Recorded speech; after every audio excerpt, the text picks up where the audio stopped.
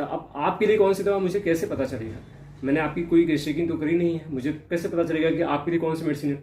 अब पता चला कि एक मेडिसिन एक व्यक्ति के लिए साइलेसिया काम करेगी, तो दूसरे को माइरिस्टिका काम करेगी, तीसरे को बर्बेरिस वल्गेरिस काम करेगी, किसी को लैकेसिस काम करेगी, किसी को फास्फोरस काम करेगी, किसी को नाइट्रिक एसिड काम करेगी, किसी को मल्क्साल काम करेगी, किसी को करकेरिया फॉस काम करेगी। तो बहुत सारी मेडिसिन है।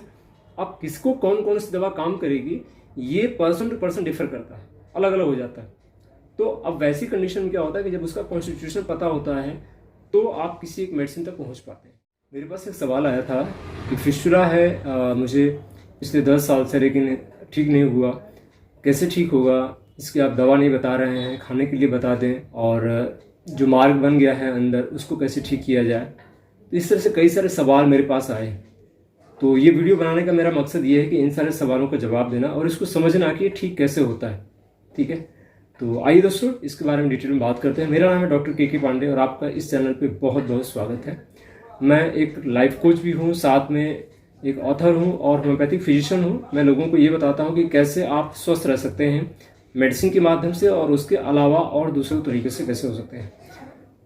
तो अगर आप चाहते हैं कि आप ज़्यादा से ज़्यादा इन्फॉर्मेशन फिस्टुला के बारे में या किसी और बीमारी के बारे में, तो एक तो आप YouTube पे मेरा वीडियो देखते ही हैं। इसके अलावा मेरी एक वेबसाइट है drkpande.com। आप वहाँ पे जा करके भी बहुत सारी चीज़ों को पढ़ सकते हैं, जान सकते हैं उन सारी चीज़ों के बारे में। इवन अगर आप चाहते हैं मुझसे ट्रीटमेंट लेना है तो आपको नंबर मिल जाएगा, आप जा करके मुझसे अपॉइंटमेंट बुक करके मुझसे ट्रीटमेंट ले सकते हैं। तो आइए दोस्तों शुरू करते हैं।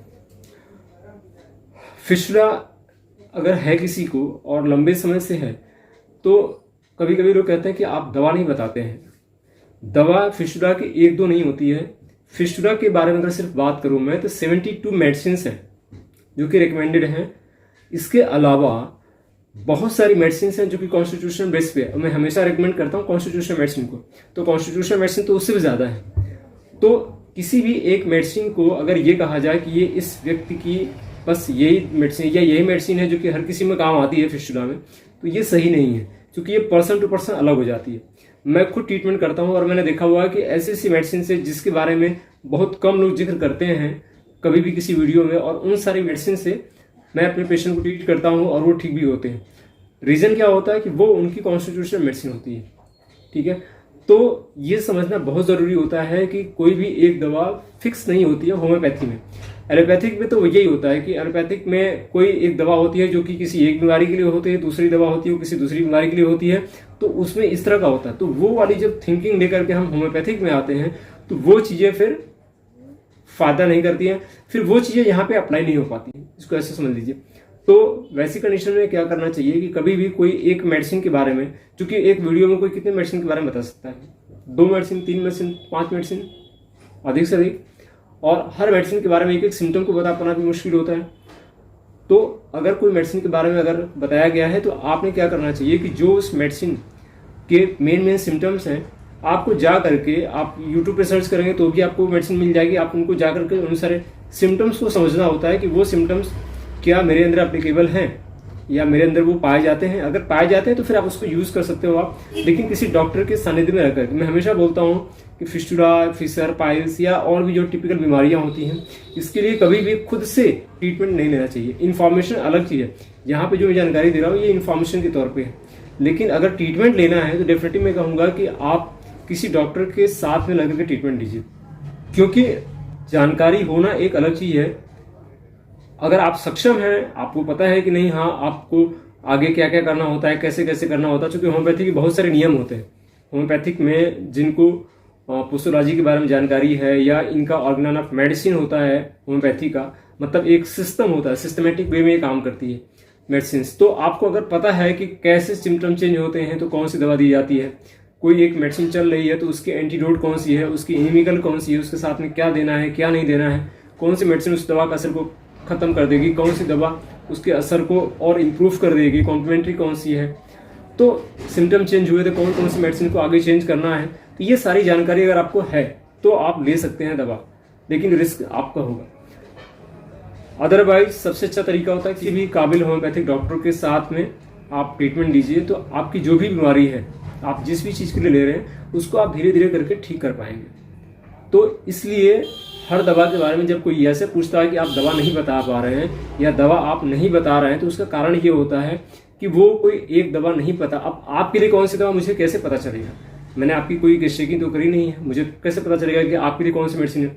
अब पता चला कि एक मेडिसिन एक व्यक्ति के लिए साइलेसिया काम करेगी, तो दूसरे को माइलेस्टिका काम करेगी, तीसरे को बर्बेरिस वल्गेरिस काम करेगी, किसी को लेकेसिस काम करेगी, किसी को फास्फोरस काम करेगी, किसी को नाइट्रिक एसिड काम करेगी, किसी को मल्साल काम करेगी, किसी को कैलकेरिया फॉस काम करेगी। तो बहुत सारी मेडिसिन है। अब किसको कौन कौन सी दवा काम करेगी ये पर्सन टू पर्सन डिफर करता है, अलग अलग हो जाता है। तो अब वैसी कंडीशन में क्या होता है कि जब उसका कॉन्स्टिट्यूशन पता होता है तो आप किसी एक मेडिसिन तक पहुंच पाते हैं।